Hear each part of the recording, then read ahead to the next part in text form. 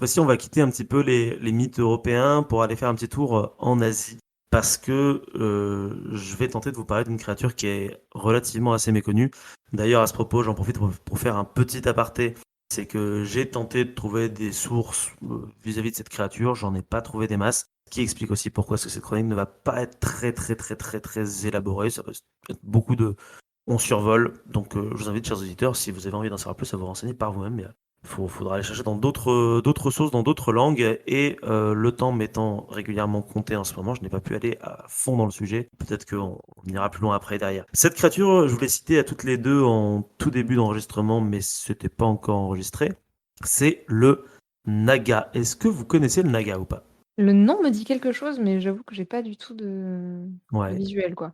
Et Et toi, alors Hello? moi, rien du tout. Rien du tout. Alors, éventuellement, peut-être que c'est un démon dans une autre culture, mais alors, je dis ça en étant absolument pas sûre de moi. Non, mais le Naga, c'est vraiment une créature qui est totalement inconnue. Et moi, j'aime beaucoup, en fait, parce que c'est un espèce de reptile, en fait. Hein, et j'aime bien les reptiles de manière générale. Et surtout, j'aime bien les reptiles à travers le prisme de l'heroic fantasy de manière générale. Hein, parce que je suis un grand lecteur d'heroic fantasy. J'ai pas mal joué à pas mal de jeux où, justement, cette créature, le Naga, est très régulièrement reprise. Et là, tout à l'heure, j'étais là à me dire, putain, il me faut un truc pour ce soir. Et je me suis dit, ah, si je faisais un truc sur le Naga, j'ai commencé à me lancer dedans. J'ai commencé à écrire des trucs. Et petit à petit, je me suis rendu compte que j'avais pas grand chose. Et c'est là où j'étais dégoûté, mais c'était trop tard. Donc du coup on va quand même essayer de parler de Naga. Si vous voulez me couper, allez-y. Allez-y parce que ça va être je sens que ça va être le bordel moi dans ma tête parce que mes notes elles sont dans un état désastreux, donc n'hésitez vraiment pas à le faire. Alors, enfin, si ça vous va, moi, bien Oui. évidemment. Papapapapam. On va pas parler tout de suite d'Heroic Fantasy, on en parlera un petit peu à la fin très rapidement. On va d'abord se concentrer sur les origines. Comme toujours, un petit peu d'étymologie pour commencer, mais ça va être fait assez rapidement. Naga signifie serpent en sanskrit. Voilà. Ok. Facile. Et c'est là où Easy, nickel. première déception, c'est qu'en fait du coup je vais vous parler du serpent dans l'hindouisme en fait. Parce que un naga c'est vraiment juste un serpent. C'est-à-dire que physiquement c'est un serpent. Mais c'est un serpent un peu particulier parce que c'est quand même un serpent qui peut prendre une apparence de mi-homme, mi-serpent ou mi-femme, mi-serpent. Sachant que d'ailleurs le nom féminin du naga c'est Nagini. Mais putain, j'étais en train de me faire la réflexion, j'étais en train de j'allais t'interrompre pour te le dire, tu vois, genre, est-ce que c'est pas genre un lien avec Nagini? Ah, il y a Effectivement. le lien, il est très... Quand j'ai vu ça, j'ai fait oh mon dieu, mais c'est ouf, il y a Oh quand même mon tous dieu! des liens. Voilà. Ouais, je surjoue, hein, bien évidemment, parce que j'ai juste dans mon PC, il s'est rien passé physiquement, mais tout ça c'était dans ma tête. Mais voilà. Donc du coup, alors il peut se transformer en mi-femme, mi-serpent, mi-homme, mi-serpent, ça dépend de son genre. Il peut se transformer en serpent tout court, voire même carrément parfois prendre forme humaine tout court. Hein. Voilà. Alors attention, le naga n'est en réalité pas une créature maléfique comme on aurait pu le penser, étant donné que c'est un serpent. En réalité, c'est une créature bénéfique. Il est le gardien des trésors de la nature. Comme tous les serpents, il est attaché à l'élément de l'eau et il serait vecteur de prospérité. Plus précisément, dans de nombreuses légendes de l'Inde et du sud-est asiatique, les Nagas sont en fait aussi des habitants du monde souterrain. Il est, de fait, puisqu'il est un petit peu dans les mondes souterrains, un petit peu dans l'eau, une sorte de protecteur médiateur entre le ciel et la terre, voire même carrément parfois une passerelle entre le monde des morts et celui des vivants. Dans certaines légendes cambodgiennes, ça va même plus loin, le Naga peut voyager sous terre, nager dans l'eau, voler dans les airs, et en fait il peut tout faire quoi. Voilà, il peut faire ce qu'il veut. Le Naga, vu qu'il va un petit peu partout, on lui doit la fertilité du sol, et il arrive parfois qu'autrefois certaines femmes allaient dans les temples pour obtenir dons de fertilité vis-à-vis des Nagas. Alors, comme dans toute mythologie, bien évidemment, quand vous avez un gentil serpent, forcément, il va avoir un ennemi qu'il va devoir combattre. Cet ennemi, c'est Garuda, ou Garuda, je sais pas trop comment ça se prononce. C'est un oiseau qui cherche à manger les Nagas. Jusque là, c'est assez logique, hein, les oiseaux mangent les serpents. Donc, c'est pas qu'ils se sont pas trop foulés, mais c'est que c'est une certaine logique. J'allais te répondre, cet ennemi, c'est Saint Patrick, qui chasse les serpents hors d'Irlande. C'est pas mal. Saint Patrick qui chasse les Nagas hors d'Irlande. Oui, c'est bien, c'est parfait. C'est parfait. Donc Garuda, c'est un être maléfique. Vous pouvez trouver plein de petites statuettes de Garuda sur internet. Ça s'écrit Garuda. Il est assez stylé, hein, on va dire. Hein. Et en fait, c'est un être maléfique jusqu'à ce que Vishnu, le dieu, réussisse à le capturer pour en faire sa monture. Avoir une monture oiseau, ça reste quand même assez classe, je trouve, hein. Sachant qu'il est même carrément possible dans certaines cultures qu'en réalité, le naga, donc le serpent, et Garuda, l'oiseau, soit en fait une représentation symbolique du dieu Vishnu, une forme bénéfique de Vishnu et une forme maléfique de Vishnu, en fonction de ce que le dieu a envie de faire. Il Voilà. y a des jolies, je suis en train de regarder là sur Google Images, il y a C'est joli, hein? des jolies œuvres de Naga vs Garuda, Ouais. des petites statuettes, des trucs bien Ah non, classe mais quoi. l'art, on va en parler un petit peu tout à l'heure, vous allez voir, c'est assez stylé. Très rapidement, Garuda et le Naga, c'est aussi présent dans le bouddhisme, bien évidemment. Et dans le bouddhisme, une légende raconte que Garuda aurait carrément été converti par Bouddha et serait donc devenu l'un des protecteurs de son enseignement. Voilà. Donc en gros, il est méchant, mais au final, il devient gentil à la fin, donc tout est bien qui finit bien. Hmm. Alors, la plus grande source qu'on peut avoir sur les Nagas ne se trouve en réalité pas dans les contes ou les écrits, mais effectivement dans l'art. Comme tu l'as si bien dit maintenant tout à l'heure, on allant faire un tour sur Google, dans l'iconographie de la culture khmer, où il apparaît très fréquemment. À travers cette iconographie, on y découvre notamment le royaume des Nagas, un lieu constitué de rivières, de lacs, de mers, des créatures résidant dans des palais luxueux qui seraient décorés de perles, de pierres précieuses, qui pourraient pourquoi pas d'ailleurs correspondre au fameux trésor que gardent les créatures dont je vous parlais au tout début de la chronique. Généralement, les Nagas sont souvent représentés de façon sinueuse, créant des sortes d'arches. Si vous allez voir un petit peu les Nagas sur Google, vous verrez tout ça, hein. Vous voir carrément parfois des balustrades, des chaussées, souvent bien évidemment autour de bassins d'eau ou au-dessus de rivières. Ils sont bien évidemment aussi souvent représentés avec des joyaux sur la tête. Les chaussées à l'entrée de temple sont pour la plupart du temps de fait bordées de Nagas, comme je le disais, ce qui symboliserait, pourquoi pas, le lien entre le monde des humains et le monde du divin à l'entrée des temples. Alors voilà un petit peu pour ce qui est du Naga déjà pour commencer. Est-ce que vous avez des questions sur ça? Non, ça c'est cool. En plus, je trouve que c'est assez bien résumé parce que souvent c'est assez compliqué, je trouve, ce genre de mythologie à Ah, saisir quand t'as pas le... Bah, c'est un peu comme... le background en fait. Ouais, voilà. Ouais. Quand toutes les J'en ai chié, hein. mythologies comme Vraiment, ça. j'ai essayé de me renseigner et en fait, il faudrait vraiment aller plus profond, essayer d'aller voir tous les mythes et légendes autour de Vishnu, autour de machin, etc. Et en C'est fait, ça, en fait, c'est ce que je disais tout à l'heure, c'est la malédiction de la page Wikipédia où en fait tu fais couvrir des nouvelles pages Wikipédia pour essayer de tout à fait. comprendre ce que tu es en train de lire et ça ne s'arrête jamais quoi. C'est ça. Et comme j'étais quand même en train de travailler aujourd'hui, j'ai pas pu faire tout ça malheureusement. Donc j'ai quand même essayé de tenter de vous trouver quelques petites versions de légendes avec des nagas assez sympas. Donc il y en a pas non plus énormément. On va commencer avec le naga et Bouddha, parce que je trouvais ça assez sympa. Le naga va apparaître dans la vie de Bouddha. En effet, lorsque ce dernier était en train de méditer auprès de l'arbre de l'éveil, l'endroit où il médite habituellement, un terrible orage s'abattit sur le lieu. Tellement terrible que le lac voisin, à côté de l'arbre, commença à sortir finalement de sa terre. Imperturbable, Bouddha continua bien évidemment sa méditation. Pas un lac qui va l'arrêter. Et alors qu'il était en train de se noyer, sans bouger, sans rien faire, Muchalinda, le roi Naga, vivant dans le lac, décida alors de le sauver en s'enroulant tout autour de lui, protégeant ainsi Bouddha de ses 7 têtes jusqu'à ce que les flots se retirent. Si vous tapez Muchalinda, donc M-U-C-H-A-L-I-N-D-A sur Google, vous verrez que c'est une scène qui est très fréquemment représentée dans l'art bouddhiste Theravada, qui est une branche assez ancienne de la religion bouddhiste. Ah oui, c'est joli. Oui, C'est elles joli, sont hein. superbes ces statues. Mais c'est beau, Ouais. hein, c'est vraiment joli. Ah mais là, l'art khmer et l'art d'Asie du Sud-Est, c'est vraiment stylé de ouf, hein. Je suis un grand fan de ça. Si vous voulez en voir beaucoup, je vous conseille le British Museum. Ils ont une aile Ah entière. ouais. Bon, après, c'est les vestiges de la colonisation, hein. Oui, mais bien sûr. le British Museum, vous en avez, moi je me souviens en avoir vu en vrai des statues comme ça, si jamais.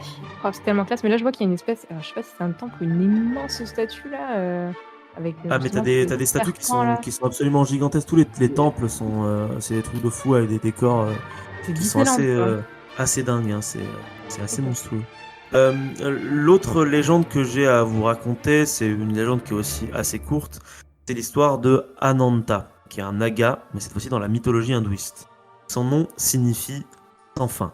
Il est le serpent cosmique, celui qui soutient tout l'univers. En fait, lorsque Vishnu crée un univers, il crée le monde, forcément au bout d'un moment l'univers il va finir par disparaître. Mais la destruction de l'univers créé par Vishnu, ça le fatigue. Et de fait, quand Vishnu se repose, eh bien, avant de forger un nouvel univers, parce qu'en fait il fait ça, il forge des univers à la chaîne, il décide souvent de se reposer sur le corps d'Ananta. D'ailleurs, au passage, Ananta, c'est en réalité Nagaraja, donc un roi Naga. Il y en a plusieurs dans la mythologie hindouiste. Et il posséderait plus de 1000 têtes. Alors, c'est pas pour rien que on est sur le serpent cosmique quand même, hein. Sachant que ce Naga possède également d'autres noms, Shesha ou Vasuki, et en fonction de ces noms, il va pas forcément avoir les mêmes capacités, les mêmes fonctions. Pareil, il y a beaucoup de représentations de cette scène. C'est une légende, hein, mais c'est vraiment juste Vishnu qui est étalé sur un lit qui est un Naga en fait. Voilà. Pareil, vous tapez Vishnu Ananta, je pense que vous devriez pouvoir en trouver quelques-unes de ces représentations. Voilà un petit peu pour ce qui est du tour du Naga. Donc, oui, c'est assez vide, si je puis dire. Du coup, on va très rapidement faire des petits parallèles avec la mythologie occidentale. Le Naga, on pourrait le rapprocher légèrement de l'Ouroboros des Grecs. Pourquoi pas, c'est chez les Égyptiens une sorte de Apophis ou encore une sorte de dragon, mais plutôt bénéfique de fait en Occident. Quoi qu'il arrive, la mythologie hindouiste et bouddhiste, elle va avoir une certaine influence au travers, comme toujours, hein, de l'heroic fantasy. C'est-à-dire que si vous en avez marre de créer des orques et des gobelins, vous avez envie d'un truc un peu plus ésotérique, encore une fois, ce sera vraiment le mot de cet enregistrement, et ben vous allez agrémenter votre univers généralement de Naga. C'est le cas par exemple dans la célèbre saga de jeux vidéo tels que Warcraft, où à partir de Warcraft 3, on va introduire une nouvelle race qui est la race des Nagas, qui sont en réalité d'anciens elfes de la nuit maudits par la légende, notamment une bande de démons, etc., etc. Pour le coup, les Nagas dans Warcraft reprennent carrément les attributs architecturaux, plus ou moins, bien sûr, parce que c'est au niveau du dessus, du sud-est asiatique, et ils ont également cette idée d'être à la fois des serpents et des humains en même temps. On retrouve ça aussi dans la saga Heroes Might of Magic, qui est un jeu RPG tour par tour, où il existe plusieurs factions qu'on peut contrôler, parce que c'est un jeu de stratégie, hein, bien évidemment, dont la faction des magiciens, qui est une faction qui est très très inspirée de mythes orientaux, où il y a plusieurs créatures telles que des djinns, etc. Et dans le cas, bien évidemment, il va y avoir des nagas, qui seront toujours des femmes saines. Paraît-il que dans Tomb Raider, mais je n'ai jamais joué les anciens, parfois dans des temples hindous, elle va combattre des nagas à l'intérieur. Donc c'est très très succinct, c'est très très rare au final. Alors, en Occident, le naga, comme vous l'avez dit vous-même, parce que vous ne connaissiez pas l'animal, enfin l'animal, la créature en début de chronique, c'est pas trop une bête qui a vraiment percé en Occident. Et au final, c'est bien dommage parce que je trouve que esthétiquement, c'est une créature qui a quand même de la gueule, même si c'est juste un serpent, quoi. Bah, carrément, enfin, en plus, moi, ça me fait penser vraiment avec enfin, les rois, en tout cas, avec toute leur tête là, à l'hydre. Il y a un côté très hydre de l'herbe, Ouais, ouais, c'est effectivement. ça et avec toutes ces têtes de serpents et ça Parce plutôt cool en plus de que, dire qu'il est ouais, gentil, du coup. oui, c'est Enfin, ça. tu vois? C'est vraiment t'as vraiment les deux conceptions de mondes différents. Le monde occidental où le serpent c'est vraiment le méchant, le truc dégueulasse. Et tu vois, en Asie, en fait, c'est un gars sympa, quoi.